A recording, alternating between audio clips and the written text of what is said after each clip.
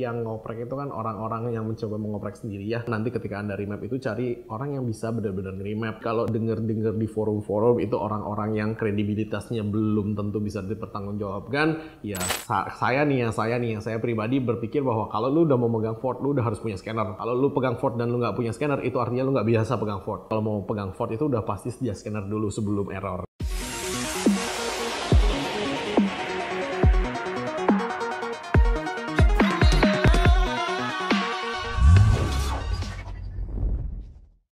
Hai lovers, balik lagi dengan saya Nuter Mobil. Kali ini kita akan stabil untuk Ford Fiesta. Nah, Ford Fiesta ini mobil dari Ford yang cukup terkenal di Europe dan di Amerika itu sendiri. Bahkan dulu waktu di Australia juga udah ada ya, cuman versi lamanya yang tahun jebot punya.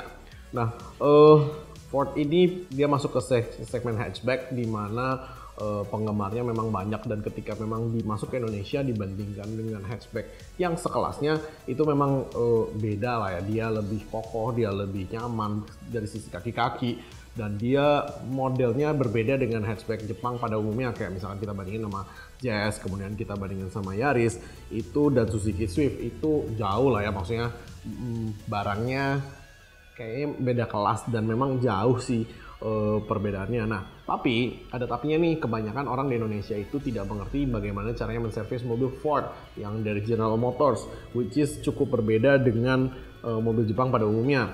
Contohnya coolant radiator itu dia harus khusus, kemudian si oli transmisi dia juga harus khusus, kemudian bensinnya, businya itu semuanya harus sesuai dengan speknya dia. Kalau nggak mobilnya itu akan lebih rewel ke belakangnya. Nah, ATPM Ford memang tutup karena keputusan bisnis dari si founder ya, dari si prinsipalnya. Cuman untuk spare part di Indonesia masih cukup banyak. Tapi ketika ATPM itu tutup, dampaknya adalah penjualan mobil secondnya itu harganya jadi jauh menurun. Nah, untuk Anda yang kira-kira kepengen mau beli nih Ford Fiesta nih, sebenarnya sih itu mobil nggak susah ya, nggak rewel ya. Tapi memang spare partnya lebih mahal lah ya daripada mobil Jepang pada umumnya. Nah, Ford Fiesta ini yang paling banyak problem adalah di transmisi dan di radiator. Karena radiatornya itu biasanya dia setelah 3 tahun harus diservis, kalau enggak dia mesinnya akan overheat sendiri. Nah, kemudian AC-nya juga lebih sering berlendir ya, karena memang dia desainnya memang di sebelah bawah. Nah, cuman kalau untuk transmisi itu harus diganti oli transmisinya di teknisi yang mengerti ngerjain Ford Fiesta, karena transmisinya itu semi dry clutch gitu loh. Jadi transmisinya olinya nggak banyak, cuman bukan transmisi pada umumnya gitu. Maksudnya ini berbeda dengan transmisi Jepang yang dipakai di Yaris dan di Honda gitu kan. Itu kan pakai ATF atau CVT gitu kan. Cuman kalau yang ini tuh agak berbeda sedikit. Nah, pertanyaan dari YouTube, Marco Sitorus, apa benar Ford Fiesta anti remap? Enggak tuh, gue udah remap Ford Fiesta yang 1600, 1400 dan 1000 cc turbo. Kita udah remapin semua, nggak ada masalah, dan hasilnya malah cukup oke sih. Karena kan Ford itu bukan barang susah untuk di remap ya.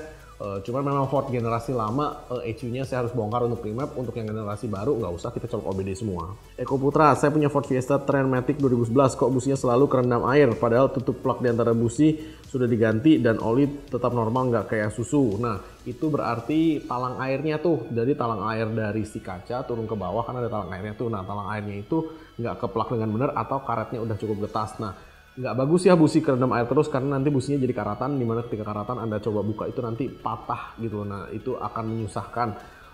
Sebisa mungkin di talang airnya itu dibenerin, dan ketika cuci mobil itu jangan disemprot langsung di engine-nya. Muhammad Raka, Om mau nanya Ford Fiesta ku kalau hujan businya suka kemasukan air terus, suka pincang, itu kenapa ya? Apa pengaruh AC? Oke, sama kayak tadi ya, itu talang air. Jadi talang airnya itu kalau memang sudah berumur itu biasanya karetnya kan getas dan dia rapat tuh. Nah, karetnya itu sebisa mungkin diganti baru, dan sebisa mungkin disimulasi aja. Maksudnya ya lu tuang air pakai gayung atau pakai ember atau bahkan pakai selang, kita semprot gitu kan, kita lihat dia netesnya dari mana. Nah, dari tetesan itulah yang kita coba perbaikin kan gitu. Erik, bos, saya pengguna Fiesta facelift, kenapa mobil saya sudah 9 kali ganti aki dari 2019 sampai sekarang? Oke, itu namanya ada yang bocor kelistrikannya. Nah, satu-satunya caranya mencari kebocoran dalam kelistrikan adalah di bengkel. Lu pakai ampermeter, lu konekin antara negatif aki ke ampermeter, baru ke si si kabelnya itu, dan dari kotak sekring kita cabutin satu-satu tuh sekringnya tuh. Nanti ketika ampernya jatuh, nah disitulah letak kebocoran arusnya. Kebocoran arus itu biasanya disebabkan karena besi, karena salah satu kabelnya nempel atau gimana, atau memang produknya defect atau gimana, itu biasanya sih begitu. Nah cuman bisa jadi juga alternatornya isinya nggak stabil, bisa jadi juga akinya tidak sesuai, karena setahu gue akinya Ford Fiesta itu DIN dan lu harus beli yang sesuai sama speknya dia. Tom Channel, Gan Fiesta 1.6 Matic 2 clutch remap, apa ada garansi bakalan tetap enggak settingannya? Oke. Paling banter 6 bulan balik lagi sebelum remake piggyback, Phaeton dan EcoBoost. Oke. Sekarang gini loh, kalau di forum Ford itu kan yang ngoprek itu kan orang-orang yang mencoba mengoprek sendiri ya, tentunya dengan harga yang paling murah, sehingga mereka biasanya beli software-softwarenya bajakan dan bahkan ngebajak software-software dari mobil-mobil yang sudah di remap. Kalau remapan saya itu kita remapnya original dengan software originalnya dia, sehingga saya jamin nih namanya remapan itu nggak bakal berubah datanya, kecuali lu rubah lagi dengan sengaja. Ketika nggak dioprek-oprek ya, maksudnya ketika habis di remap ECU-nya tuh nggak dikorek, nggak dioprek-oprek lagi, itu akan stay selamanya. Jadi kalau untuk orang-orang yang ngoprek-ngoprek ECU dan balik lagi ke standar setengah 6 bulan, itu biasanya softwarenya nggak cocok nih. Nah, saya kasih tahu aja, ketika Anda pakai software yang tidak original, Ford itu agak rewel elektroniknya. Salah-salah, lu buang satu ECU, lu ganti baru. Hati-hati ya. Jadi nanti ketika Anda remap itu cari orang yang bisa benar-benar remap. Jadi kalau denger-denger di forum-forum itu orang-orang yang kredibilitasnya belum tentu bisa dipertanggungjawabkan, ya sah-sah saja, itu namanya kan sebuah informasi. Cuman yang jelas yang namanya remap dengan software original itu softwarenya nggak bakal bisa balik lagi ke original ya. Jadi nggak bakal bisa balik lagi kecuali ada rubah dengan sengaja. Nah itu aja sih. Miftah, dokter mobil Fiestaku kalau di start fan radiatornya langsung muter karena kan spiral resistornya panas jadi langsung muter. Tapi kalau relay kecil soket shift temperatur aku cabut langsung kenceng kipasnya. Kalau resistorku cabut malah mati kipasnya. Mohon penjelasan. Oke, itu namanya sensornya ada yang error, yaitu dari relay, dari sensor temperatur sama dari sensor suhunya itu semuanya harus dicek, karena biasanya sensor temperaturnya itu yang error, makanya dia langsung nyala. Nah makanya kalau Anda nggak ngerti jangan cabut-cabut sendiri, karena mobil Eropa settingan kelistrikannya berbeda dengan mobil Jepang. Untuk lebih jelas sih lu bawa ke bengkel aja, biasanya kita udah tahu sih itu biasanya sensor temperatur yang ada di dekat termostat itu yang error, itu diganti, sisanya biasanya aman. Agus, nyalain AC suara mesin berdengung terus, kira-kira apa? Fiesta Trend 1.4 manual. Oke, mesin berdengung terus itu biasanya centerpiece di kompresornya udah mulai kena. Jadi si bearing itu udah jatuh yang di kompresor, sehingga dia besi ngegesek sama besi dan menimbulkan bunyi berdengung. Itu biasanya bisa diatasi dengan diganti ya itu kompresornya, karena si bearing dalam kompresor itu nggak bisa diganti terpisah dan itu nempel sama kompresornya. Biasanya itu diganti baru dan itu biasanya akan aman lagi. Ramos, selamat siang dokter mobil. Apa penyebab utama dari bocornya air cooler Ford Fiesta? Oke, saya asumsi ini radiator lah ya, dia penjelasannya terlalu hebat. Radiator Ford Fiesta bocor, ya balik lagi karena tekanannya naik biasanya karena si radiator itu sudah butuh diservis, atau si jaring-jaringnya, si kisi-kisi radiatornya itu udah rapet sehingga air nggak bisa lewat, sedangkan si water pump tetap memompa air sehingga tekanannya dia naik, makanya dia bisa bocor. Official news, apa efek negatif dan positifnya kalau termostat dilepas? Kalau Ford Fiesta saya tidak sarankan termostat dilepas, saya sarankan termostatnya diganti. Semua mobil buatan Amerika atau Eropa itu tidak didesain untuk termostat dilepas, karena ketika dilepas termostatnya dia pasti akan overheat sendiri. Biasanya dia nggak mau memang termostatnya dilepas.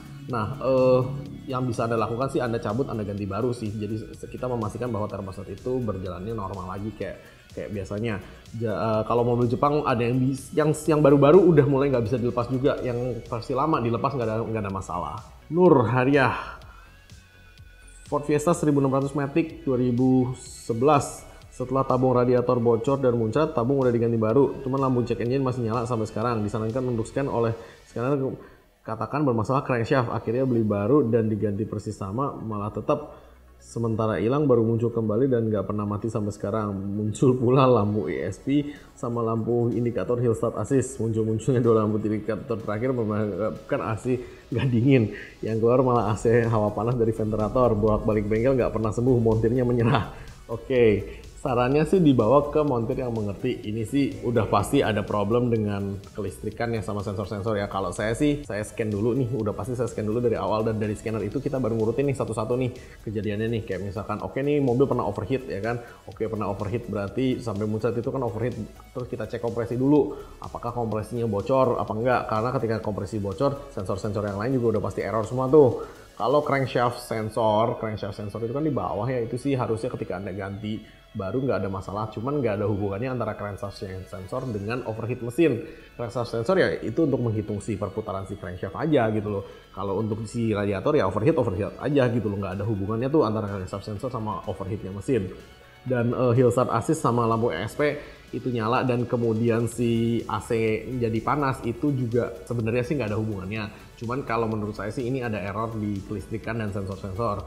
Nah problemnya adalah mekanik, kadang-kadang mekanik itu memiliki ego yang dia nggak ngomong nih kalau mobil ini dia nggak bisa pegang atau apaan gitu loh. Nah jadi saran saya sih tetap cari bengkel yang bisa menangani Ford Fiesta dan tanyain dulu nih problemnya begini, lu kira-kira bisa nggak gitu. Jangan tanya ke mekanik yang general mechanics ya, maksudnya general itu dia yang biasa ngerjain semua mobil dan dia lebih banyak nanti eksperimen gitu loh. Jadi bener-bener cari orang yang ngerti Ford, yang biasa menangani Ford, dan tanya sama mereka ini biasanya kenapa. Dan saya pribadi berpikir bahwa kalau lu udah mau megang Ford, lu udah harus punya scanner.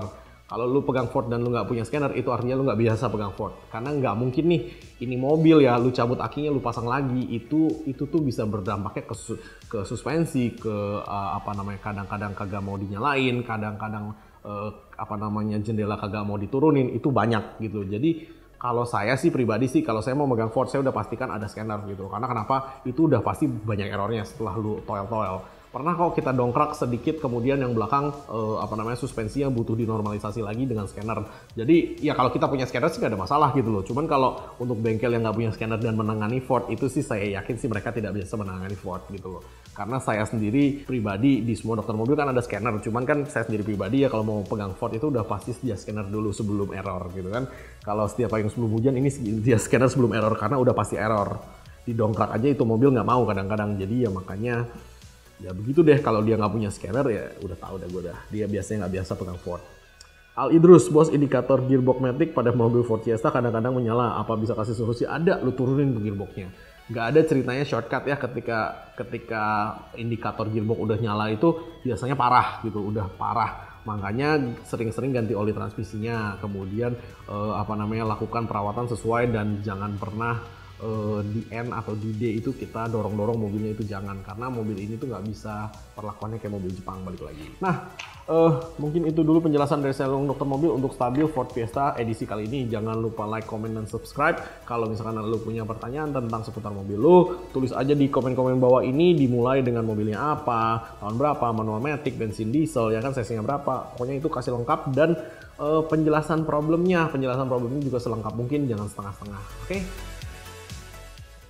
Jangan lupa subscribe, like, dan komen di YouTube kami. Thanks.